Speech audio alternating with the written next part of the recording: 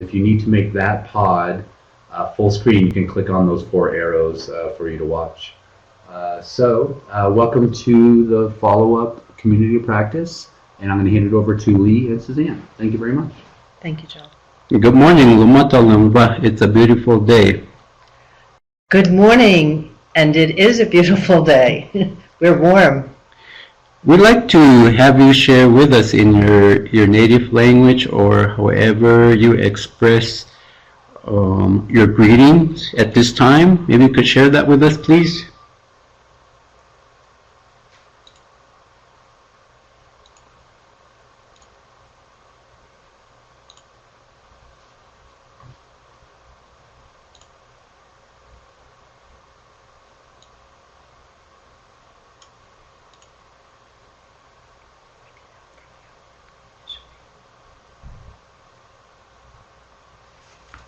It's good to note the number of participants who have logged in to this particular follow-up webinar. It looks like you haven't taken off for the long weekend, so we appreciate your commitment to be here today.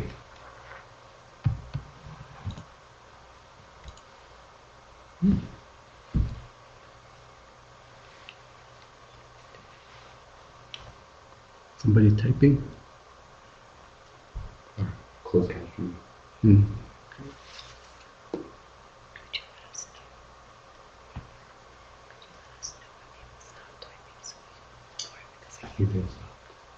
Go ahead, Lee. Okay.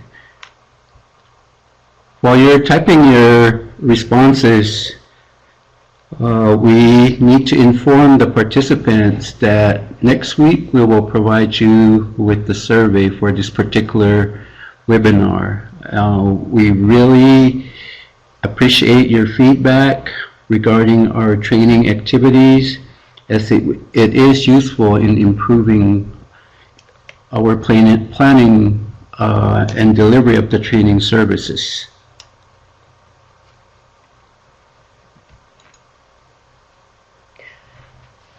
Do you have any questions or comments to share on the first webinar regarding program evaluation, or the second webinar regarding the community of practice, the COP? Next slide.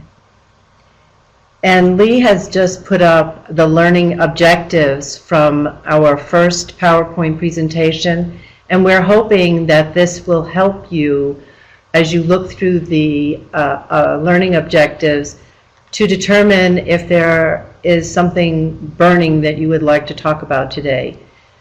Anything that any questions about any particular learning objective, but we're going to give you a few minutes to respond to Lee's question in terms of, is there something you want to cover this morning?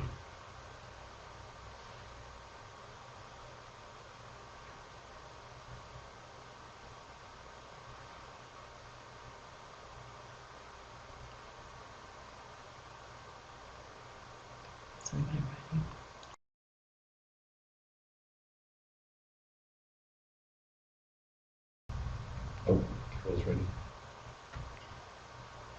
We have one individual that's writing, and we're hoping that more of you will make some notes in terms of maybe as we look through the learning objectives, did you grasp the understanding, the purpose of the program evaluation? That was one of the topics we want to make sure we know. Make distinctions in the required AIVRS performance reports. Be able to work through the program evaluation process methods and analysis. Identify qualitative and quantitative data methods. Understand formative and summative evaluation methods. Utilize basic descriptive statistics to enhance your annual performance report, the final annual report, and tribal reports that you may be required to prepare as well, and to become familiar with sources for data collection in preparing your program evaluation. We have 2 comments in the chat section. Carol says, annual reports to the RSA, how to make them better and more interesting.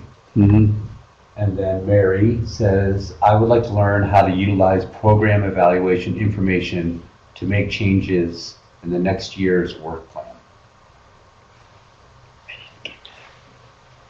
What was the first question on Carol? Carol wants to talk about annual reports, making them better and more interesting.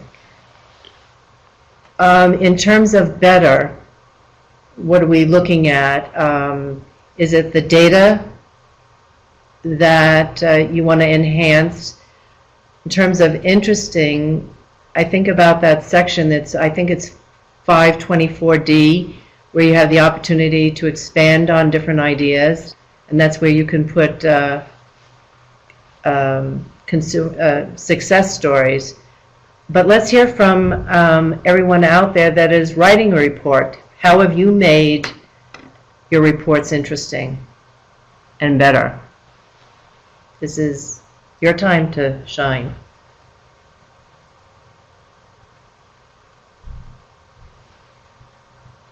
Any ideas? You have any ideas? What I would suggest to the group is, in making your performance evaluation reports better, is at this time to review your program evaluation plan in your grant proposal, and to determine whether or not what you have been using as far as your formative evaluation, meaning using evaluation tools such as the consumer satisfaction surveys, your monthly program staff meetings, if that's providing you with information that allows you time to make any corrective actions before moving on to the next year. Or if you're using summative evaluation, for example, having an external evaluator come in at the end of the year and conducting a program evaluation based on your particular needs, that will also provide you with periodic data that you can use in not only preparing your annual reports, but also providing you with your performance feedback. Later on, we will get to the specifics regarding the annual performance form itself that RSA is expecting you to complete. I think that really covers it, Lee. I think you really embellished and gave some really good examples of how to make it more interesting. I can't think of anything else to add. You covered it all. Carol, did we answer your question? Did you have some ideas yourself? Is there something that you've thought of and would like to know how to include that? And while Carol's maybe thinking about that and typing, what was Mary's question again, please, John? Mary asks, I would like to learn how to utilize program evaluation information to make changes in the next year's work plan. Your evaluation plan should be, or we recommend that it be a part of your sequential work plan so that it's phased in to program operations as well as in progress. Also determining whether or not you will be using an external evaluator and whether or not their evaluation is for a specific purpose. And if the data would be useful in preparing your annual plans, as well as considering the findings, and perhaps through your annual staff retreat, reviewing the findings and developing a strategic plan for the following year. And many times, Mary, after the evaluation has been completed and you've been provided recommendations, that inclusion of the recommendations hopefully won't require a money or a dollar amount attached to it. In many cases, my experience has been that it's more program. What are you going to do to maybe reach out to your consumer base and some of those other activities that might not require any additional monies.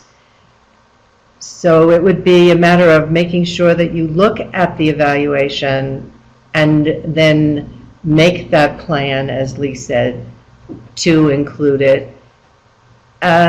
Pretty much use the same format that you used when you were writing your grant proposal to begin with.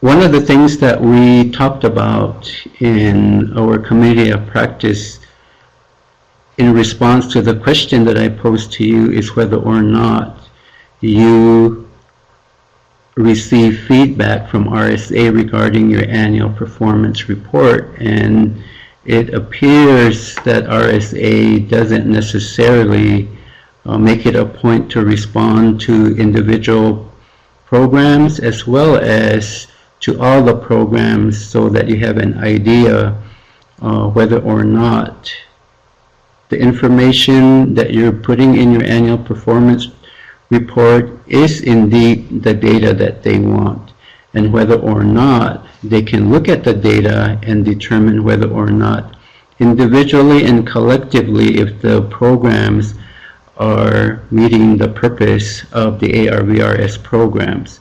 I feel that it would also include technical assistance to better understand the purpose for the annual performance report or any reports that are being requested, as well as for the program staff to have a better understanding in the development of their evaluation plans, the data gathering, and also recognizing that perhaps certain expertise or skills is needed to implement the program evaluations plans that you have included in your grant proposal. Yes. One additional thought I have on that is that when you bring in an external evaluator, that individual should get a copy of your annual report, your grant proposal, any documents that you have on hand that relates, like if you have an advisory committee, but any of you have any kind of documents that you have put together, flyers, brochures, anything, a consumer handbook, that evaluator should be given those documents to review before they enter your facility to sit down and start the evaluation, because that would be something that could be gone over with the director and then director and staff. So if you're not getting the feedback from RSA, at least you're getting an outside feedback from someone else. One other observation that I'd like to share with the group is during our conference call yesterday with RSA and the Tribal VR programs, Dr. Finch brought to our attention that some programs are delinquent in submitting their annual performance report. And there must be a reason why there's a delay in submitting the reports on a timely basis. Could it be the lack of full understanding of how to complete the evaluation report? Or are programs having difficulty in implementing their proposed evaluation plans? There could be a number of reasons as to why the reports are not being submitted on a timely manner. And in regards to situations like this, I feel that it's important for the programs to share their concerns and their needs with RSA, and perhaps that ongoing communication will improve the way programs are conducting their data gathering, their data management, and their data analysis, that is accurate regarding the impact of your services regarding tribal consumers to prepare for gainful employment. Mary, I hope we've at least touched a little bit on your question. Are there any more questions out there, John, to look at? Okay. I'll follow up with Mary's comment. She had a comment a little earlier. She said, for me, the MIS report has done away with a lot of notes boxes, which allowed us to add some qualitative data. And then if you had anything to say about that, I can go back and read Carol's questions and comments. I do. The 524D, I think that is the report, and I will go back and check to make sure it is. That is the only instrument with the annual report that you're able to add anything, and it is a separate document. I think I don't know whether I'm going by memory here. I'm trying to think if it's part of a signature page or something, but it is a required document, and that's where you can add and embellish on any of your ideas. I will do the research on that and provide you the direct document name, number, and the method of how it's done. And Mary says thank you in the end with the last chat, but I'll go back up questions. When we started this conversation, and Carol asked, how could we do some type of report across programs? Maybe a dashboard of sorts. I have no idea what other programs are doing, how many people do they serve, and what others' outcomes are, etc. Great question, Carol. Thank you. Yes, that's a great question, and again, this is something that we need to share with RSA, because while I have not exhausted my literature review on the internet regarding what is out there regarding any data on the outcomes or impact of the tribal VR programs, it concerns me that there is no type of data available, at least from my efforts to locate them, in regarding what all the programs are doing as a group. It appears also that there is more literature or publication available online for the State VR Agency, and this is definitely something that we need to request for, because it would certainly help us get a better understanding regarding the impact of VR services for tribal consumers, and more importantly, for the individual programs and as a collective group to increase and expanding funding for your programs. I believe that we need data that reflects the outcome of the tribal VR program. So that's a great question. And a follow-up on that, I was here thinking about a process, and we have to be looking at something for year 2. And this may be something that we all put our heads together and figure out how we could make this happen between all of us and NAU, and see if there isn't something that we can produce, because as Lee said, this is important data that goes away, and we don't know what's happening, and how can we gauge our successes and celebrate our successes if we're not understanding or knowing what the numbers are.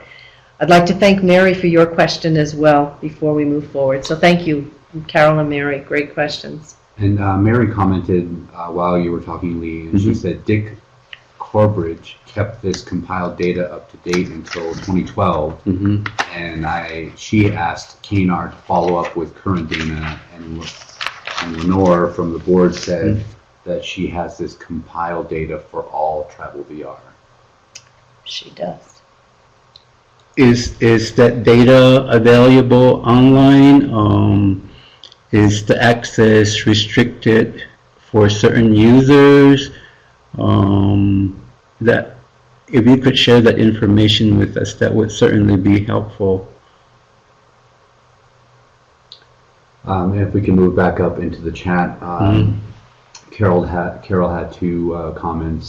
First one was a question. She says, "Has anyone ever received feedback from RSA project officer about the information that they submitted?" And then I think in response to a question that you had, she said that I do success stories, usually 3 clients. I also write about a program component of something we did differently that was successful, like an orientation we modified or a change of format for our advisory group that is working more effectively. Great. What used to be informative in terms of reporting on the Tribal VR program impact and success was when KNR was developing and publishing the KNR newsletter that would highlight a particular program in the individual issues, as well as sharing information that may be current and applicable to the programs. What I also want to put out is that during our conversation yesterday, Suzanne and I had shared with you our schedule for this year in conducting the regional talking circles, and also making reference to the January 2015 and 2016 RSA had conducted a survey of the AIVRS programs, and we did give you the 7 priority content area for year 1.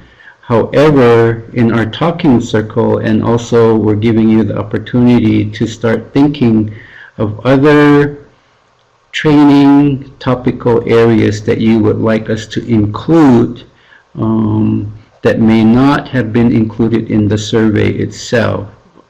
We have been given raw data from RSA for the January 2016 data.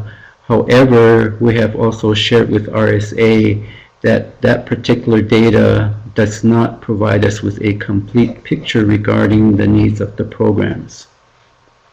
Thank you, Lee. John, are we hearing anything from any people that would like us to talk about something this morning? The last comment is from Carol, and she says, "We can't tell the Tribal VR story without collaborative information for all projects." Right. And Carol and all, I was thinking that the annual report, as it has changed because of the technology, the informative part seems to have disappeared, and that's the warmth of the program, that's the stories, that's the way you can embellish, and a lot of times we may be missing in our numbers, but it doesn't, by being able to talk about what you're doing, it then tells the story of you are working on different things, and some of the numbers aren't where they should be, but that doesn't discount all of your hard work and the efforts that you are doing to meet with your community and to assist your consumers who have disabilities. Where are we, John? We have a couple people typing. Okay. All right. So, Pause. all right, so should we shut another slide while they're typing to maybe think about something else?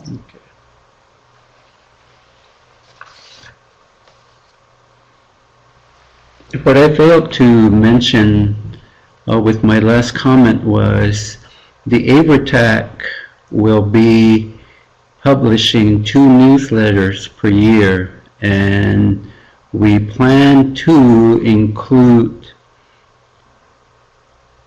a highlight on an individual program with each issue, beginning with the second newsletter that will be published in July Of 2016. this year? Yes.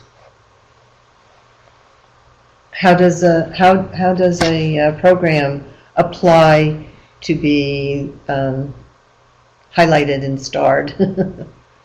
How do we choose it? How do they, if you're going to highlight a program, what's the process, Lee? Okay, we would put out the invitation to all the programs, and we'd like to think that the programs will volunteer to share success stories with us, or they want to highlight particular outcomes, perhaps certain methods that you're using that you found to be successful.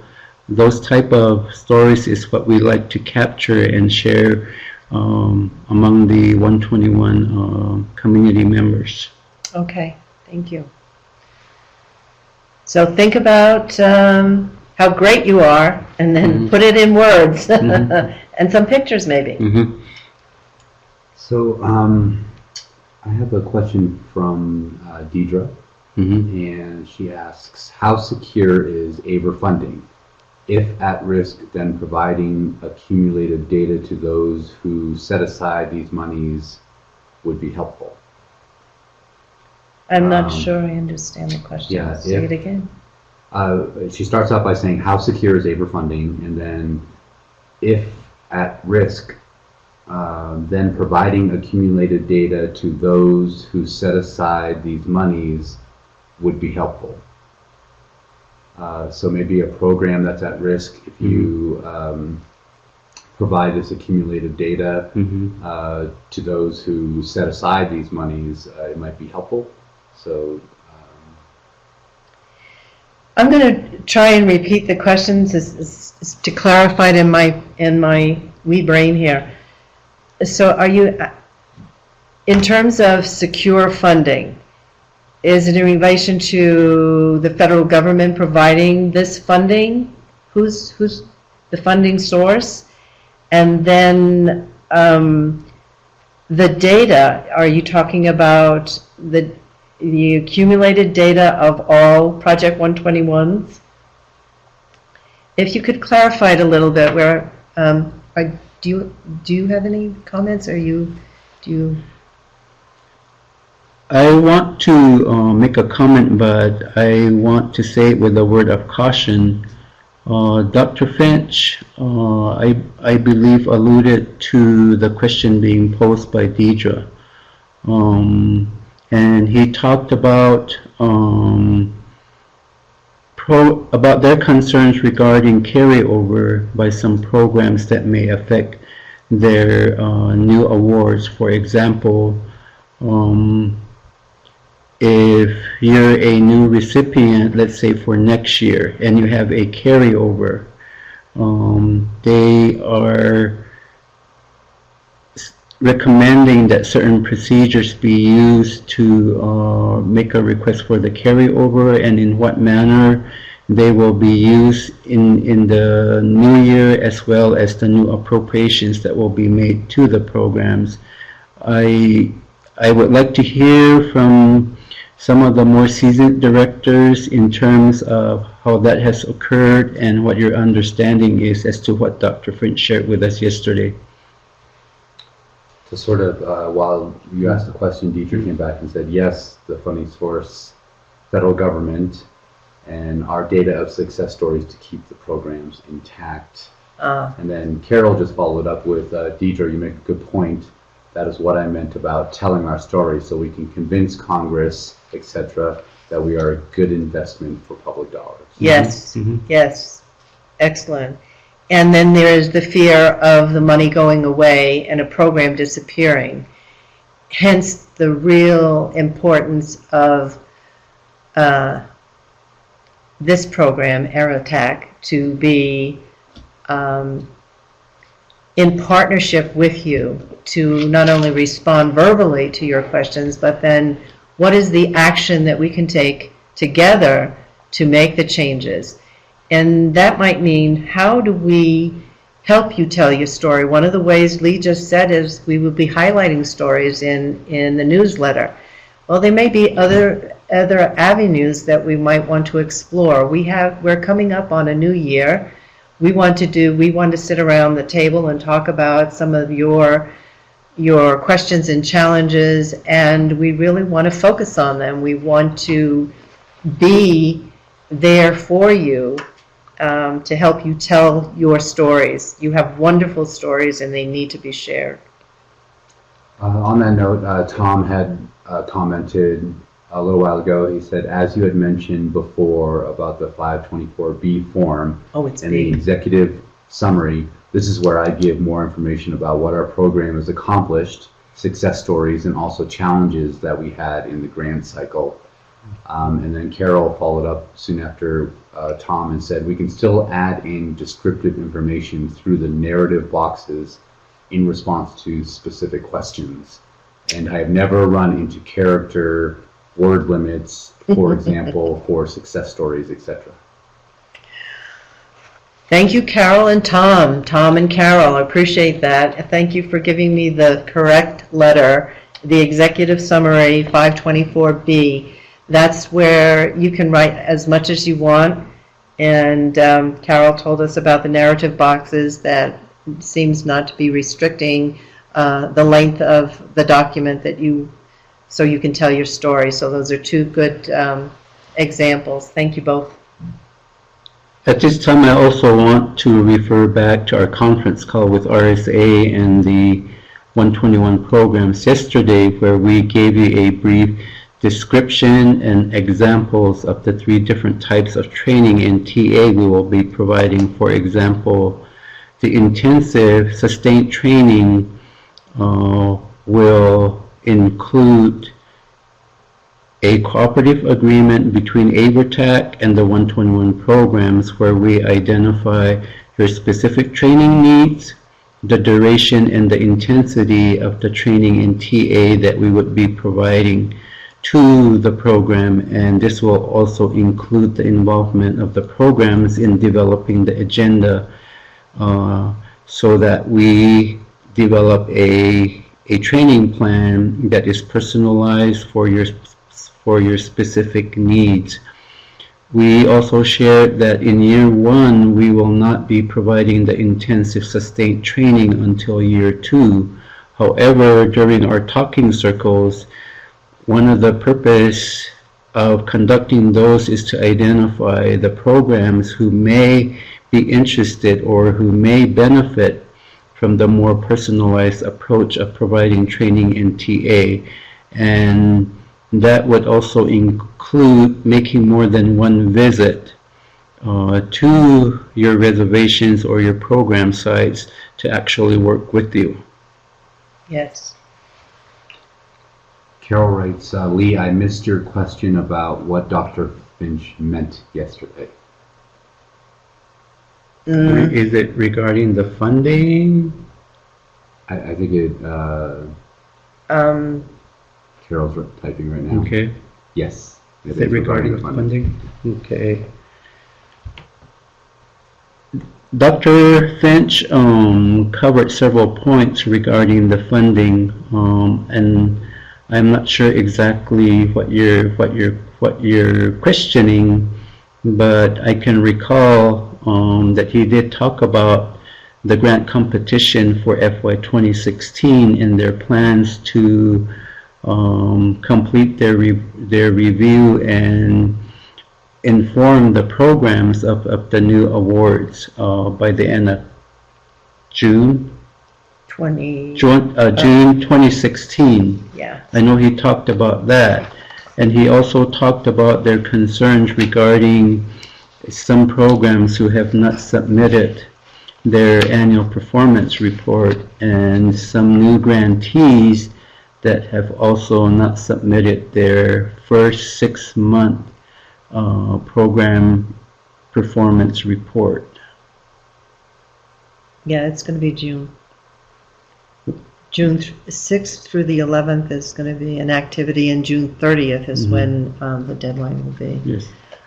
And Carol writes, I thought you posed a question to this group about carryover. Mm-hmm. She's wondering. Okay. That All was right. part of it. All right. What my question was directed to the program directors who have been around for a while, and if you could share with the audience your experience regarding any concerns or the need to carry over your funding from one year to the next. Dr. Finch was talking about some new procedures or procedures that they want to make sure that they follow, that a program requesting a carryover has to explain, I think in one scenario, that they did not achieve their goals and objective, and that the carryover is for the purpose of completing those objectives during the following year, and how it would impact the new appropriation for the program.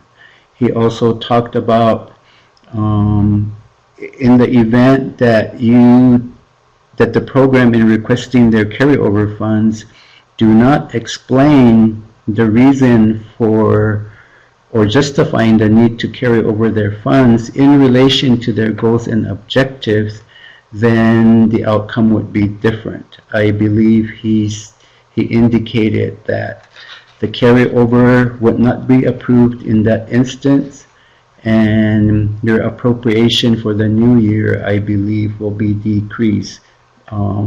But I say that with a word of caution. If anyone else was on the conference call yesterday, please share your understanding of what Dr. Finch expressed to the group. Carol says that is what he said. We don't automatically get to do carryover without a plan. Mm-hmm. Mm-hmm. Yes. And Mary says, I am understanding the same. Okay. All right. Yep. And I just verified my notes, and it's we're all on the same page. Carryover, it has to have a plan, or it goes away. And Tom says, if for some reason you do have carryover, for example, you might have had a vacant staff position, so that money would be available. Mm-hmm. If you have a plan in place to spend that money, it probably will be approved. Mm-hmm. And Carol says, approved plan this is. Are there any other comments out there that we need to address before we move forward? Carol is typing, and that would be the end. All right, and somehow I want to go back to Deidre, is that right?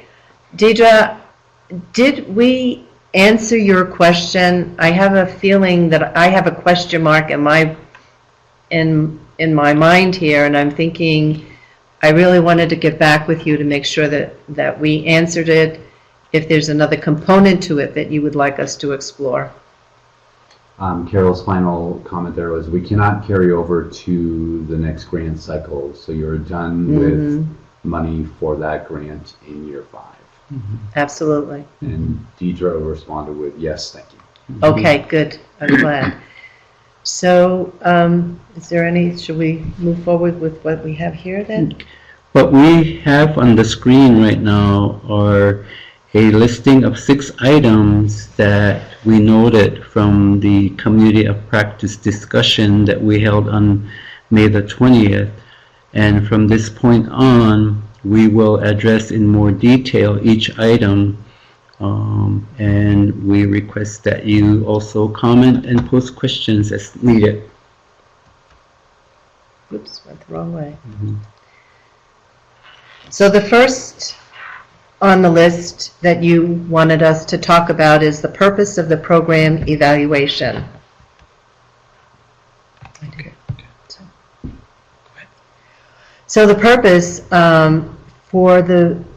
as we looked at it, Lee and I spent some time revising the first webinar PowerPoint so that we could talk more about it than read it. But we're looking at, you want to be able to demonstrate your program's effectiveness to the funders. That's what we've been talking about earlier this morning. We're worried about the money. We're worried about when is it coming in? How can we keep it? How can we sustain our programs? So your evaluation is one of the tools that you can use. You want to improve the implementation and effectiveness of programs, the better management of limited resources. We don't have a lot of resources. Most of us are in very rural areas. We don't have a state independent living center close by. Some of our resources are very far away from our communities. I think of the Hopi Reservation, which is in the middle of the Navajo Nation with absolutely no industry around. So when you're looking at how to create a plan and an evaluation, we want to be, and having resources, they're limited. We also want to document program accomplishments. We want to justify current AIVRS program funding, support the need for increased levels of funding, and document AIVRS programs development and activities to help ensure successful replication. Lee, do you want to go back and embellish on any of those ideas, because you really, no, it's this one. Justify the current AIVRS program funding, because you really have Lee has this wonderful sense of interpretation of all of the regulations and all of the terminology, and he makes it come alive. So what do you have to say about this slide? Well, what I want to start out with is making reference to Dr. Finch's presentation during the KNAR mid-year conference in Myrtle Beach. And he was informing the group that he is always on our side as far as advocating for the increase in funding for the AIVRS program. However, he also brought to our attention their concern regarding the submission of the annual performance report in a timely manner.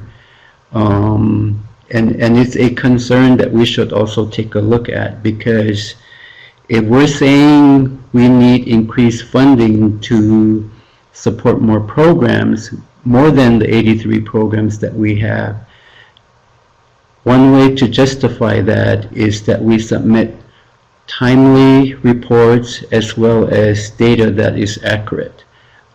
He shared that he cannot go before Congress and advocate to increase the funding for tribal VR if the data is not being provided or produced or published. So I feel that that's really important in terms of making efforts to increase the funding for the 83 programs. When we look at the total of 566 federally recognized tribes and an estimate of 300 unrecognized tribes, the 83 programs really don't make a dent in the need in Indian country.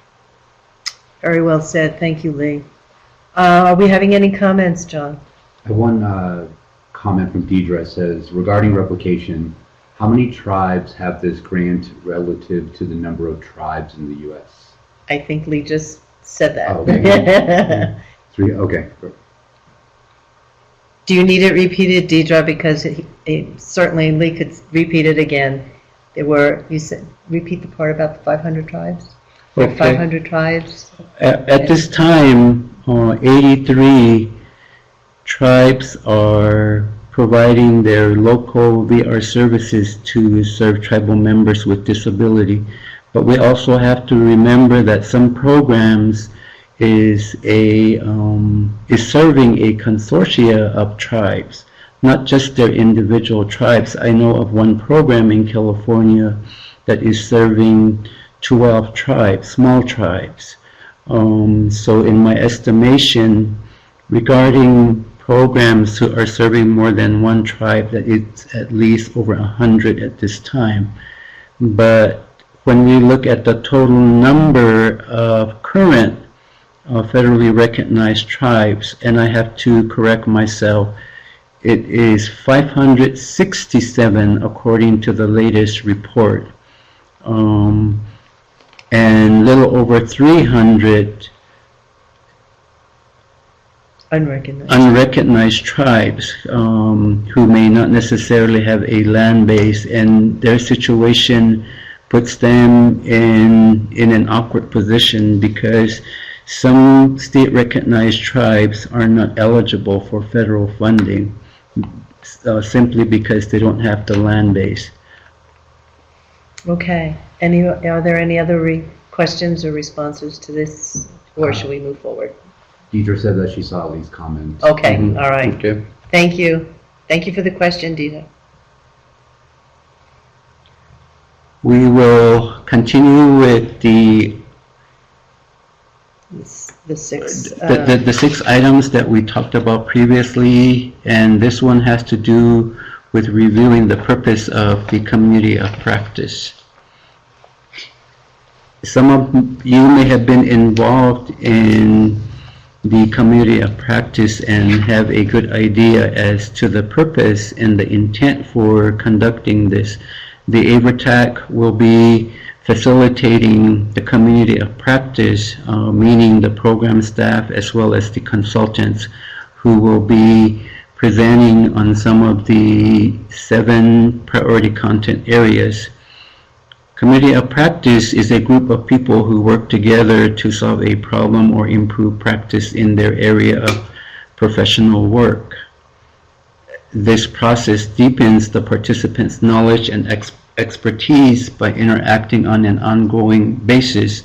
And what we're hoping to develop and maintain among the 121 programs through this effort is that the 121 programs come together and as peers share their expertise, their knowledge that may be of some help to other programs who may have concerns or situations that they want to address. The community of practice may be large in scale and deal with complex problems, or they may be small in scale that focus on a problem at a specific level. Any? And the only thing I would like to add to what Lee said was that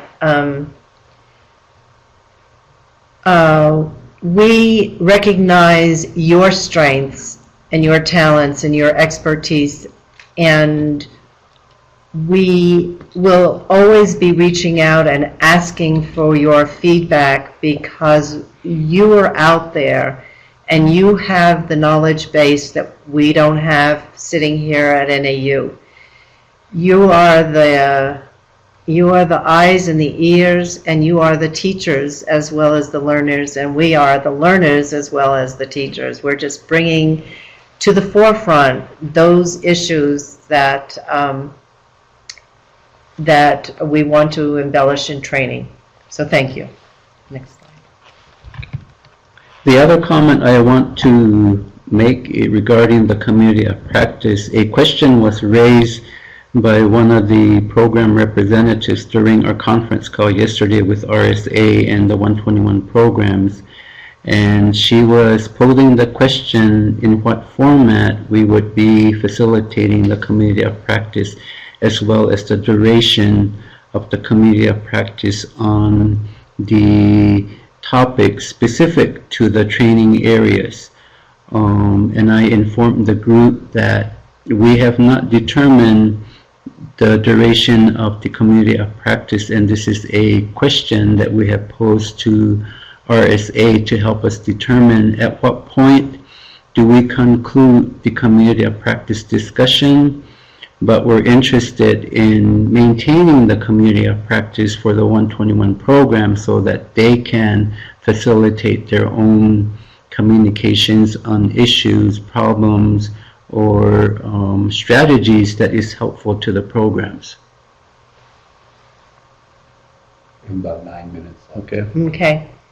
Are there any comments from our participants? Why don't you bring the time attention to the group? All right, everyone. We have about 9 minutes left for the webinar, and wondering if anyone had any other questions or comments that they want to put into the chat area for Lee and Suzanne. I'm going to move it down to something. Okay.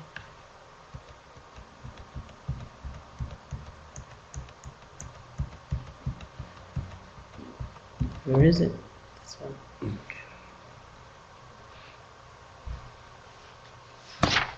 We're going to move forward in the PowerPoint. To, it's slide number 22.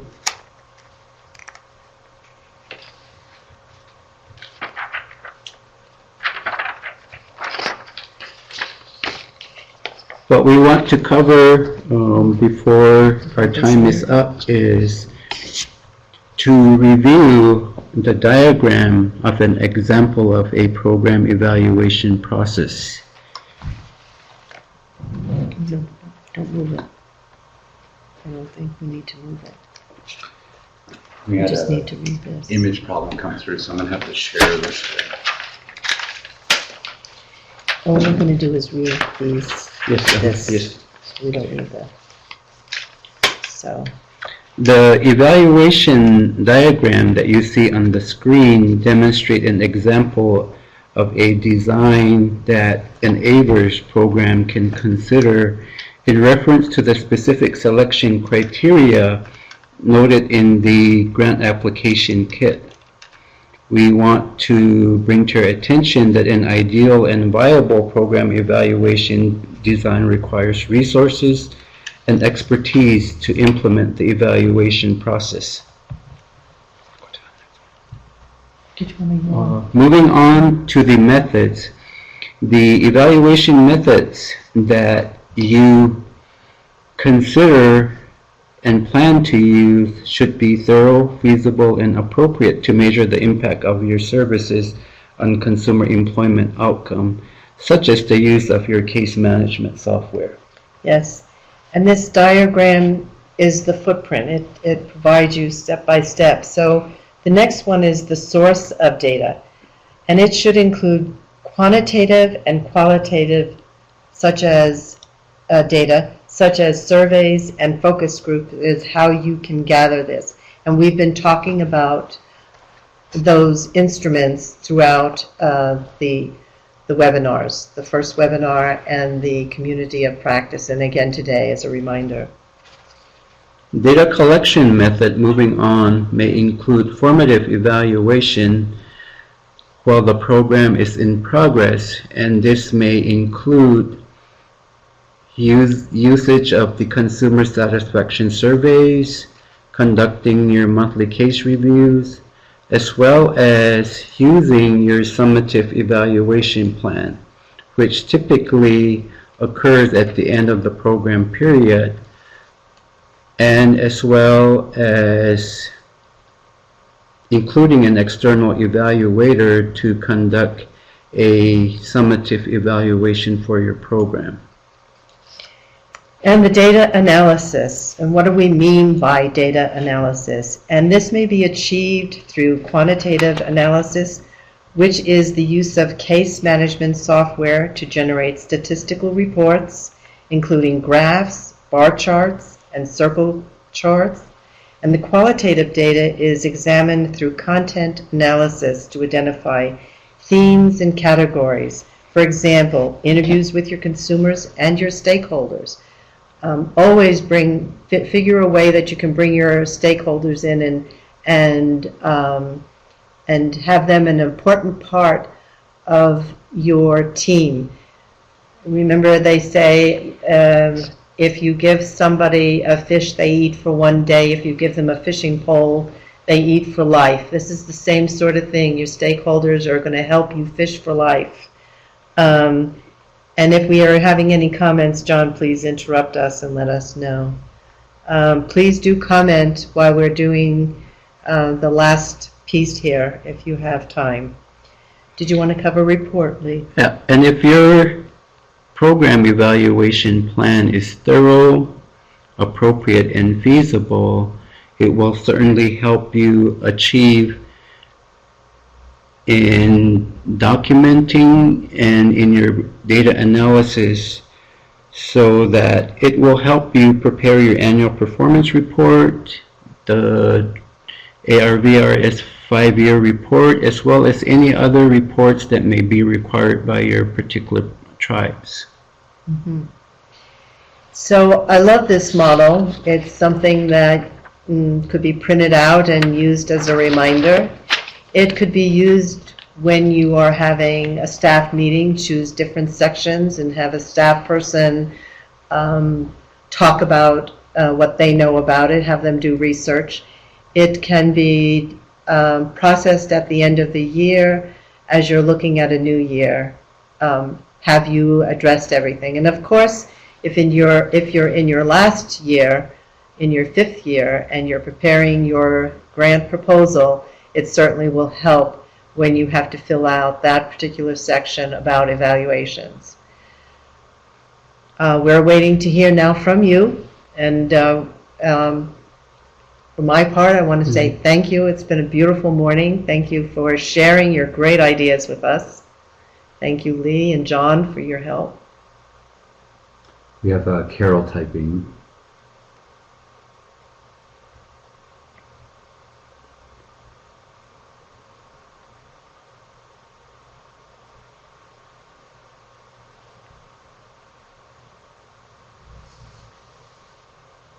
I want to share with the group before we conclude this particular webinar is that we welcome your comments, your questions regarding any of our training activities, but I also want to inform you that you are certainly welcome to contact Suzanne and I by email or a direct phone call should you have any questions or concerns regarding our training services, scheduled activities, or if you have a particular concern or situation that you want to share with us.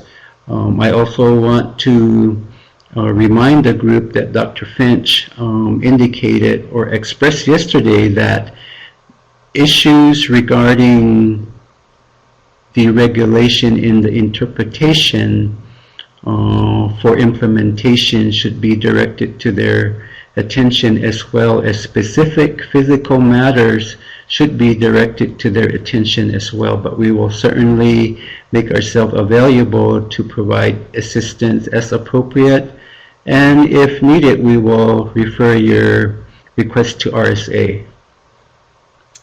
Okay, that's great. Carol said 2 things. In my experience in talking with our directors is that many people promise too much in evaluation that they don't have the resources to deliver. And then she followed up with, because we are all trying to be inclusive and sometimes over-deliver in our grant proposals, which may not be realistic to accomplish in our everyday roles. Yes. Very good point, Carol. Thank you.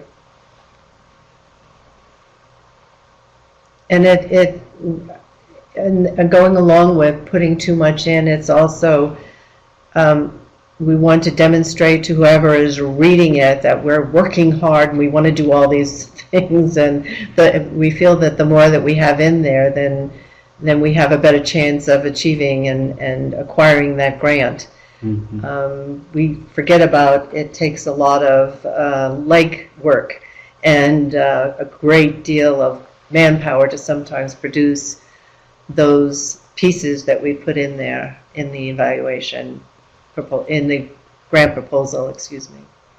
And my last comment is regarding a rule of thumb that we used to share in our grant writing workshops, is that your goals, as you're developing your goals and objectives, you should immediately question yourself, how am I going to evaluate this particular goal and set of objectives?